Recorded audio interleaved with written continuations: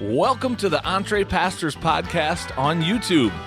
This is a show that helps pastors think, act, and thrive as prosperous entrepreneurs.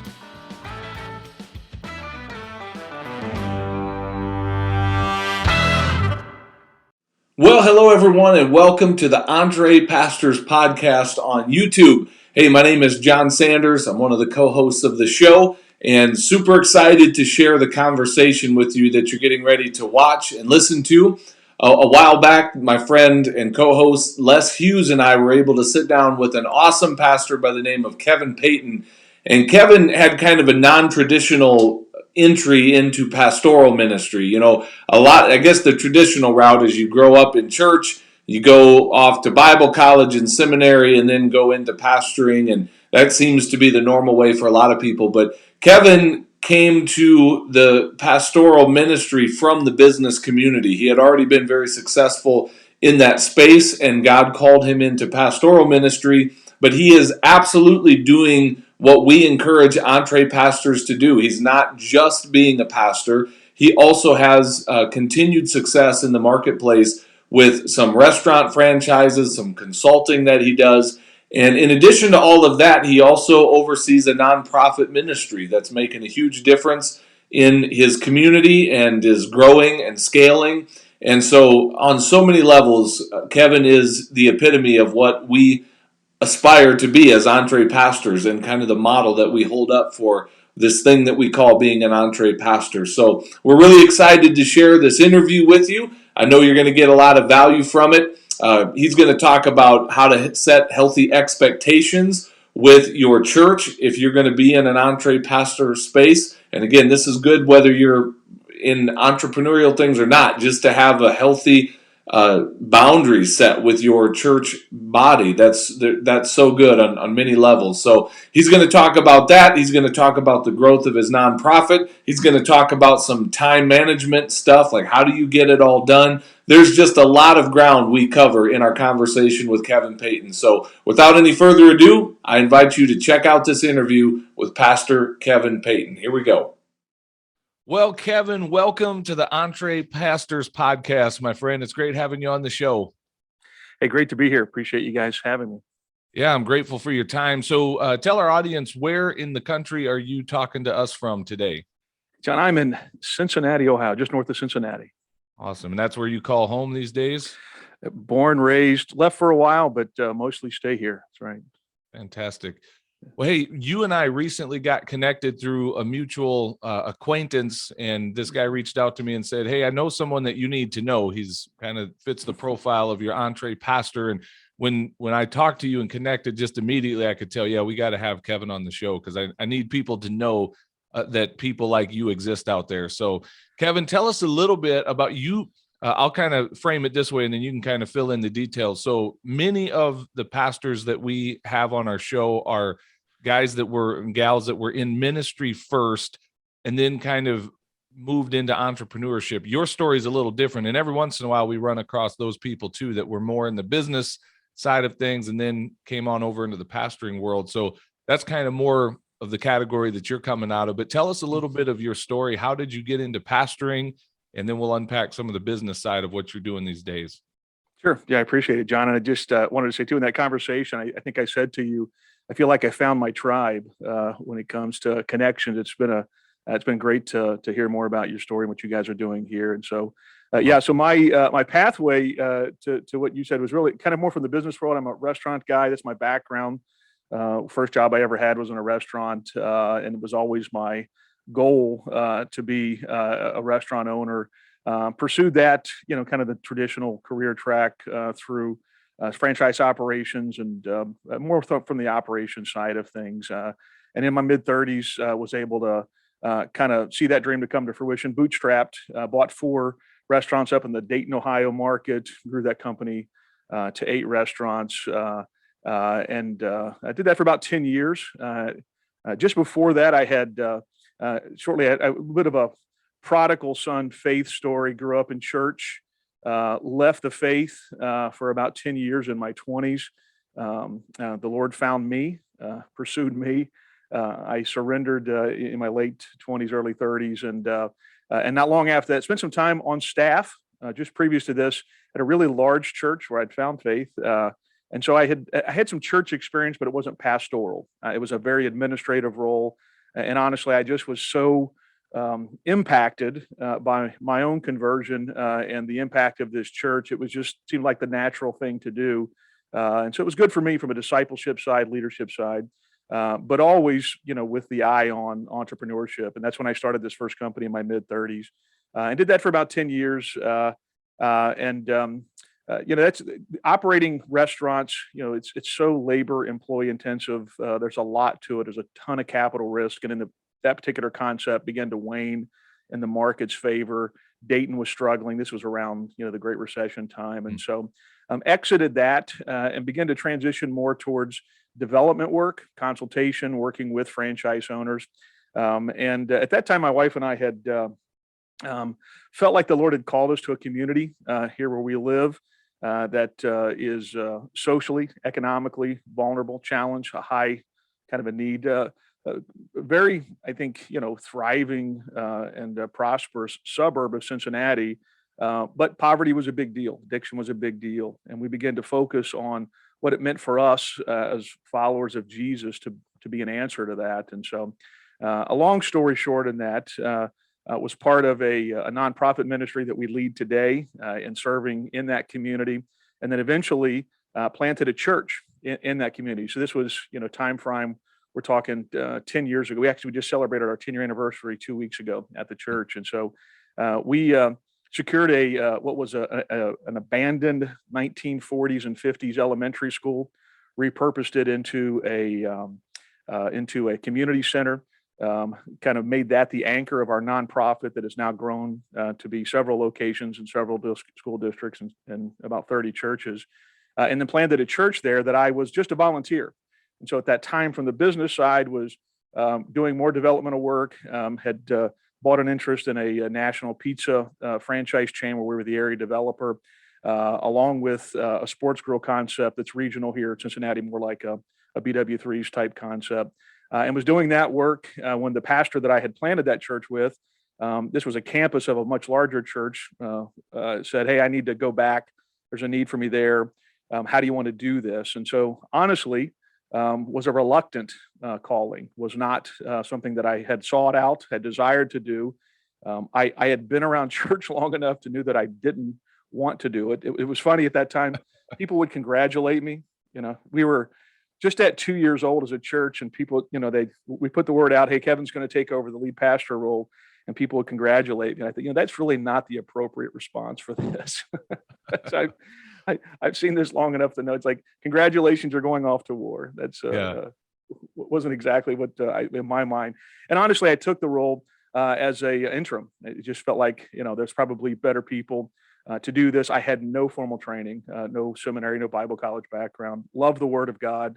Feel like I've got a pretty good grasp on it. But I think when I took the church in January of 2014, I'd preached all of 3 messages in my life at that point. And so, but we love the community, and I really love the church. And so the Lord had blessed us in a way that, my time and schedule allowed for the kinds of activities that the church would bring. And at that time, the nonprofit was really growing, and we were really kind of deciding how it is we were going to serve this community. And so, my entry point was not traditional, certainly not planned. And here I am, now 8 years later, having led this church. I'm as surprised as anybody that I'm still here.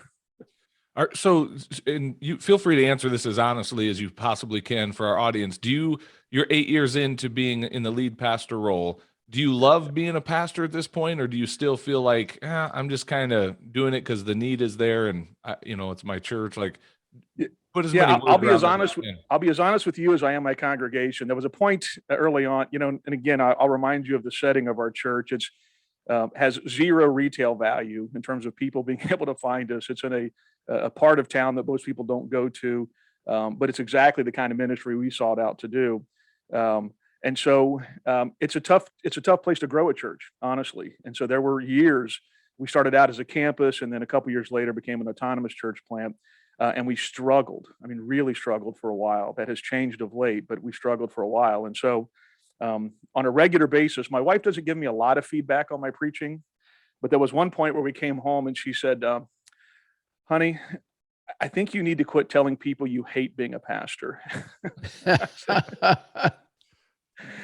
I said, "What do you mean?" Wow. She said, "Well, the past 3 weeks in a row, you have found a way to mention how much you hate doing this job." Oh, no.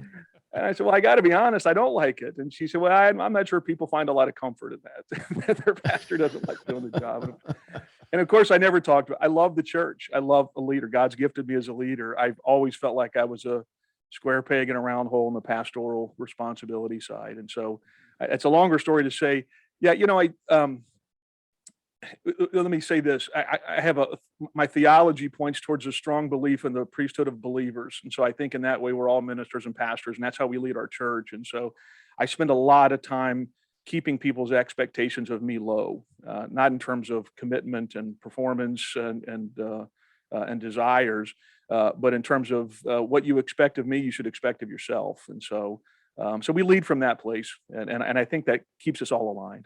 Let's go a little deeper into that, because one of the struggles so many pastors have that come from the other side of the tracks, basically, that, maybe they even sought it out. And I always jokingly, not so jokingly, say I don't trust a pastor that wanted the job. I trust the ones that tried getting Yeah, out of that calling and running from it, because that's a yeah, little bit of my story too. But seriously, there's great men and women who have surrendered and just like yeah, been from a young age. That's what I want to do. So I'm seriously taking nothing away from that. But when we come from that angle and have this identity of primarily being a pastor, I see in our community, I see pastors really struggling when then they want mm, to flip that switch into right, entrepreneurial yeah, endeavors.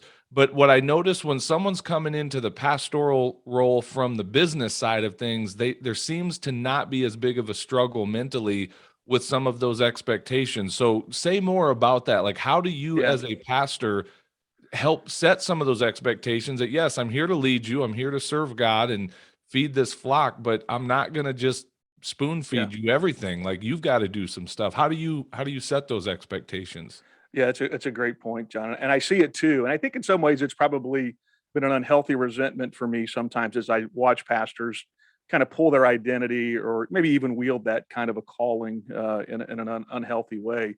But I think it's mostly a burden, and I think that's the thing I've learned. I've gone from being one that I think I've got a lot more compassion and understanding because it is unique. I mean, I would have never. You just don't know it till somebody puts the keys in your hands what that pressure and weight is like. And so I certainly have a deeper sensitivity to it. But I think, yeah, I think you're right. I think coming from this side, and again, I had a job nobody else wanted, so it was easy for me to say, hey, be careful how much you complain about anything because you might get the job. And so Yeah. that had some power in it for our congregation. Not that there were that many of us at that time, but yeah, I think in some ways. Now here I got to be careful because sometimes I can be a little bit self-righteous. I can be a little flippant. I've seen marketplace guys come into the church with that kind of attitude, and they don't have enough reverence for what the role is, and frankly, a little prideful. And so I got to be careful not to tip the cart too much that way for sure. But it's something I till. I mean, it's part of we have a pluralistic view of leadership in the church and elders driven polity, and so it's I spend a lot of time saying I'm not it ain't a great church because of me. It's a great church because it ain't about me. Yeah, that's good. That's good. So tell us a little bit more about the nonprofit that you Sure. operate, because again, here's what I'm hearing is as you tell your story, I'm like, man, everything Kevin touches, it has that entrepreneurial touch. It seems to Mm. grow in time. Like, he plants seeds and waters them, and they grow. So it sounds like you did that with the nonprofit as well as the business side of things. Well, I think it was, I don't know if there was ever any grand strategy. Again, this started out as just a simple, an outreach ministry for a much larger church that got really focused on, a better understanding of what poverty is in America. So the work we do now is a lot around adult development, mentoring, after school mentoring and tutoring. We work a lot inside of school districts, forging relationships with school administrators, counselors, teachers, and those kind of things. And about 30 churches or so that are partnering with us, and probably we're in the neighborhood of 500 volunteers at this point. But it started out with 10 people serving 15 families and saying, hey, we're a church in this community. We need to be relevant. And that we know this is a community that has high need. But we started off with all the naivety that a lot of us do, and then comes along some very helpful guidance, from the guys at the Chalmers Center when helping hurts or toxic charity. And we begin to see that poverty in America is a unique time and place, and that food is good, but it ain't good enough. And so it's much more about development, relationships, transformation, which, oh, by the way, it's the work of the church. And so we manage them separately. They're two separate incorporations. They have leadership that's similar in terms of I lead the church and I lead the nonprofit too. But it's very much integrated in the work of the local church. And so we over time have just tried to figure that out. And we were small enough at the time, going back, this was before the church was even planted, to not be large enough to meet anybody's expectation. We read when helping hurts and said, yeah, that makes sense. That really makes sense. And I come from, my family's from this community that we serve in. And so I get the effects of generational poverty and unjust systems and how personal choices and decisions impact our future. And so we've just tried to shape a ministry around it. And it resonates, I think, with folks that have been around it and frankly see what is sometimes well-intentioned but corrupt approach that governmental systems can take to doing it. So the church has a unique place. So I think for that part, it's, we've just kind of been responsive to what the need is and been in a place where we can do that in a true way. And then try not to, try not to do things just for our own visibility and just for our own accolade, and really kind of be, kind of Matthew 6 understanding of people's dignity, how we, work to not objectify people, that kind of thing. And I mean, a big part of our story is COVID at this point. We had already had a well-grounded and anchored belief and approach around relational work. Most of the work we do doesn't cost much money. It's really about developing people and systems to be in relationship with other people that are in struggling situations, whether it's poverty or addiction or whatever that looks like. But COVID came along, and because we were built very flexibly, very entrepreneurial, without a whole lot of limitations, we were able to pivot in a moment. It was here in Ohio, March, I think it was March 12th, 2020, our governor said, hey, we're shutting down schools next Monday. And we knew, at that point in our 5-school district, there's a lot of kids that depend on lots of services from the school, not the least of which was food. And so we had an opportunity and frankly, an obligation to be able to kind of help meet that need. And so by Thursday night, we had a system in place. This was 4 hours later, in concert and relationship with all of those superintendents, with all of the churches we work with and all the communities we were in, to have a plan in place to begin to receive donations, and didn't really fully have a distribution set up. That would come the next day. But by 7 o'clock that next morning, when I woke up, that had been shared like 1,500 times. We had this massive outpouring, and people began to look at us as the go-to place for, hey, I want to do something. What do I do? And so by that Saturday morning, I'm doing interviews with every local news place. We've got 9 locations that are receiving the goods. By Monday, we are in the schools passing out food, because the schools aren't equipped to do that kind of stuff. They buy food differently than what we're able to. And so, and we begin to tell, we tell the gospel story in that, hey, when the world is hoarding, which is what everybody was doing at that moment, we're giving away. That's what our faith does for us. And so it reached well beyond the people we were helping, and it really impacted the communities. And so that was a tipping point for us in terms of a ministry. And it has given us a lot of standing and growth now 2 years later that we're leveraging at an even higher level in terms of helping people. Awesome. Kevin, that is so good. And your story, man, on so many different levels resonates with what this is all about, and really what we're wanting to come alongside of pastors, ministers, people with kingdom mindset, and help them to figure out this whole marketplace and ministry life. So I want to back up a little bit, because I can really relate to some of your story. I came from a retail grocery background. Yeah. So I was in the midst of people, before seeing them in the context of the church, just like in some ways like your story. A friend of mine recently, who's a pastor, recently had a really rough experience with a church. And his statement to me was, you know what, Les, when the church is good, it's really good. Yeah. And he said, when it's hard, it's really hard. Yeah. And so I remember those early days in ministry when I would think, boy, I'm glad I had that experience in the marketplace. I'm glad I had that experience with staff and a team and dealing with conflict and all of that to kind of help me in those early days of being a young pastor. I haven't done them at the level that you have, like it sounds like side by side, really fully vested in so many different worlds. I mean, John and I have a lot going on as well, but I'd like in the marketplace as well as ministry, but I want to hear from you and for our listeners, how your experience in the marketplace then and now really serves you and serves the kingdom in the context of the ministry center and the church. And then also, what are some challenges that you think you may have because of being so much in both worlds where somebody that's just in the four walls of the church might not see? Yeah. I think from an equipping side, and all of these things hit us at different ages. I'm in my mid 50s now. And so, the story's different now than what it was in my early 30s. But I think at a base level, it brings just a practical solution approach to a lot of things. And most solutions in any organization are people problems. How do I lead people? How do I manage conflict? How do I walk with integrity? And how do I manage change? And I'm a big believer. I want to be really candid here.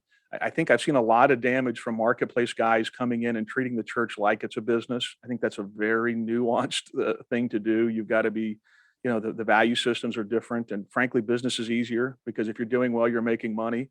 The church isn't always so easy. There were times when we were doing really well as a church and there was no KPI to tell me that. Yeah. So, I had to learn to set that aside. But I think in some ways, the people leadership side was an advantage I'd had than maybe some of the pastors that I've known over the years. But I'll be honest, just a real practical benefit is I never had to worry about my family's income being taken from me if it went really badly. So it allowed me to be courageous in some ways and maybe more honest. Having been in the large church environment now twice, I see guys, men and women that just, I don't. You call it a golden handcuff, but they're not that golden. They're more just handcuffs, but you're handcuffed to your salary. Sort of bronze or silver. Yeah. That's right. Maybe a rusty rusty iron handcuffs. That's right.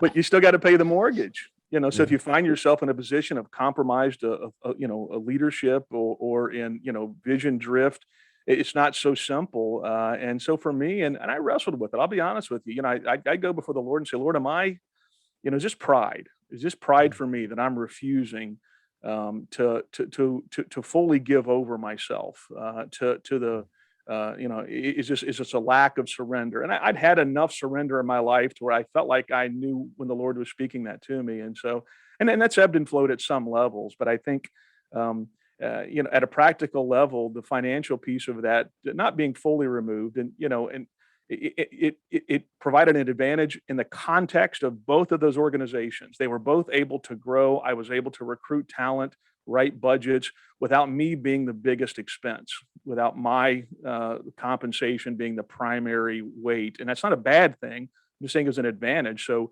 I've been able to bring in more talented people into the church than what we could have otherwise afford, ahead of where our growth would be. We're in a season of tremendous growth right now.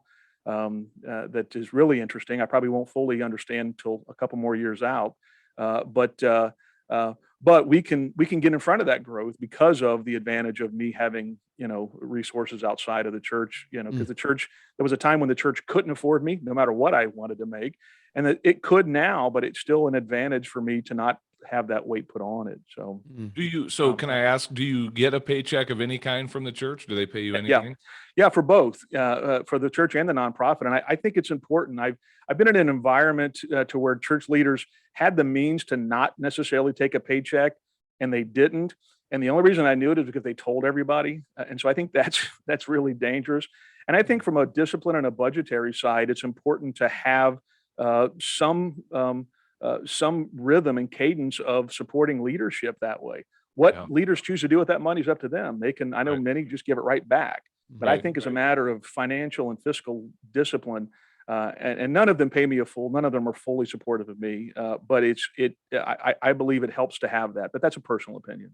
Yeah, And and part of good leadership is also, preparing them for when you're not there.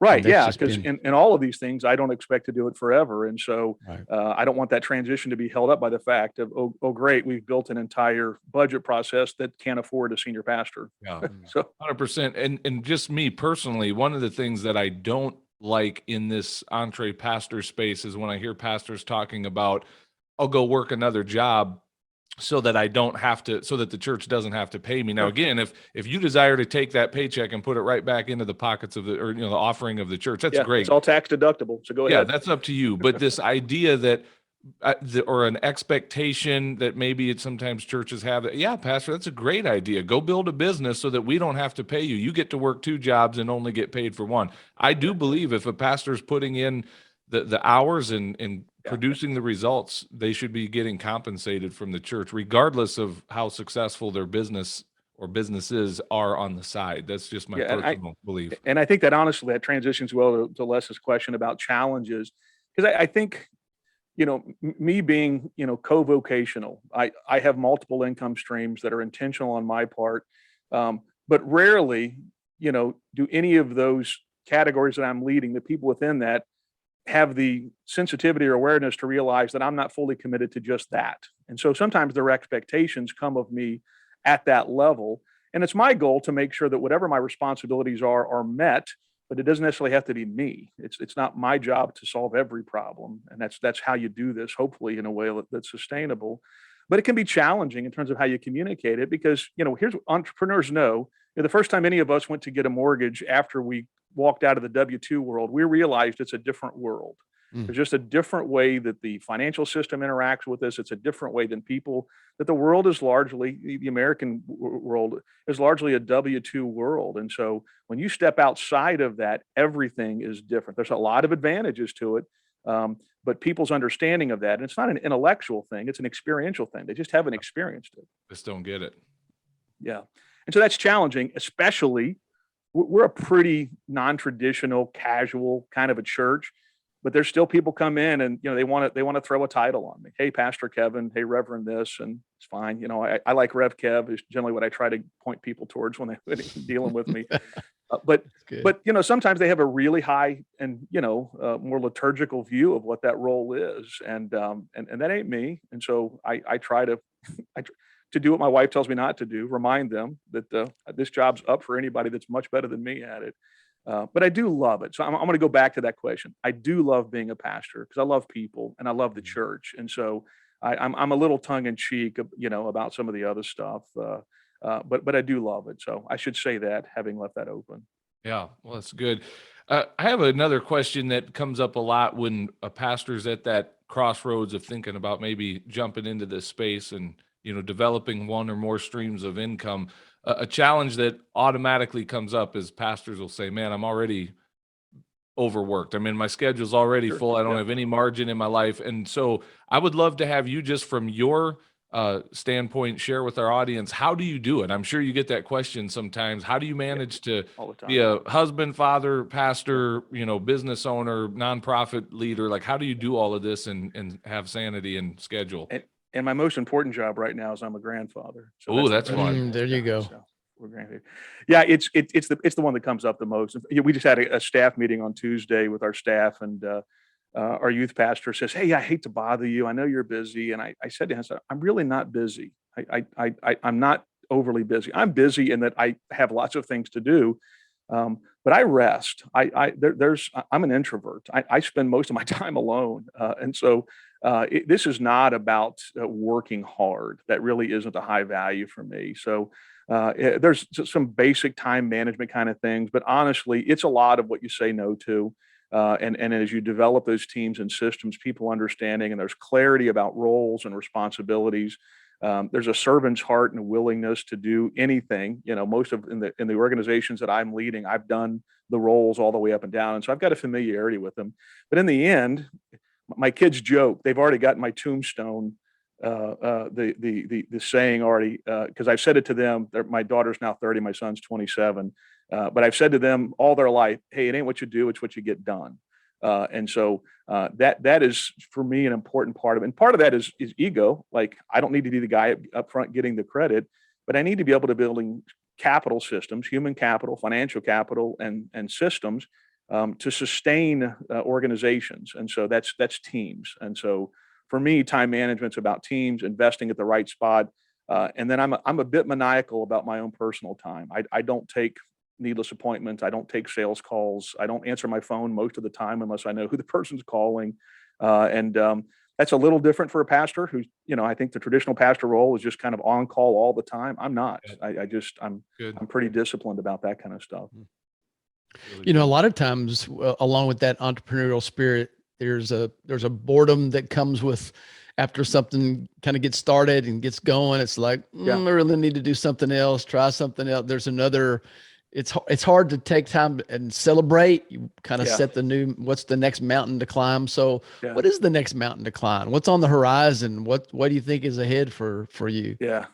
It's a good one, Les. I often describe myself, we have a pretty thriving, unfortunately, but in a good way, thriving recovery ministry as part of what we do at their community center. And I've joked, I'm addicted to next. It's just my wiring. I'm an activist. My wife hates change. I love it. We're so different that way. And so I think that really is probably indicative of most entrepreneurs. That might be one of the character traits if you're questioning yourself. So it's good and bad. I've gotten myself in trouble being overly bored or not paying enough attention to the things, thinking, one of my projects or one of the organizations is farther along than what I think it is, and I've taken my hands off. And so, as I've gotten older, it's gotten easier. I've been more strategic, more focused. And you get in a place in life where, there's a time in your entrepreneurial journey, your primary, you dream a lot, but in the end, cash is king. And can I make a living? I got to make each decision on whether I can have an income from that. And so, at some point, it's always a concern. It's a good concern to have, but it's not the primary concern. And so then it becomes much more about creative outlet and the things that are unique to you. Like, what am I particularly good at? What is my particular superpower, if you will? And then just try to do that more than anything. And so it's a struggle and it's a discipline because, I'm in the restaurant world and there's no shortage of restaurants and bad concepts and bad locations that I could get myself into. And I've done it. Sure. Sure. You've got to be disciplined. You really have to be disciplined. Well, I've got a question I want to ask you about, and maybe we'll carry the conversation into the backstage area. So let me share it with you and see if you like the question, and then we'll wrap up this interview. So one thing we run into from time to time, especially with pastors, is we're so prone to think in terms of nonprofit, ministry. I want to start a ministry, and therefore let's call it a nonprofit and not make any money. And I definitely believe there's a time and a place for a nonprofit. But I think what I want to ask you about is, for those in our audience listening to this, do you recommend a for-profit business or a nonprofit? Or, obviously you're doing both. So maybe I know that's going to cause some people to go, how's Kevin going to answer that question? Does that sound like a good discussion to have? And it's a good one because it's dangerous territory. Good. All right. There's a lot of what about? Oh, now you really pushed this button there, Kevin. That's a slam dunk for him. Yeah, that's all I want. I want people to lean in, so they're like, I'm going to pay for that backstage pass. I want to go hear what Kevin has to say. So, hey, real quick before we wrap this one up, though, Kevin, if anyone's listening to this and wants to reach out to you and maybe ask any more questions or just kind of look over your shoulder and see what you're doing, what's the best way for them to find you online and connect with you if you're open to that? Sure. Yeah. So probably the best way, emails at Payton, Peyton at boaz1.com. Boaz is my consulting company, the number one.com. Or through our church website. We're on Village Church. We're in South Lebanon, Ohio. Or Joshua's Place is our nonprofit. It's joshuasplace.cc is our website there. Awesome. Well, man, it's been great connecting with you here. I love your story. I love what God's doing in and through your church, your nonprofit, your businesses. And I know that you're going to be an encouragement to a lot of other pastors listening to this. So thanks so much for your time today, Kevin.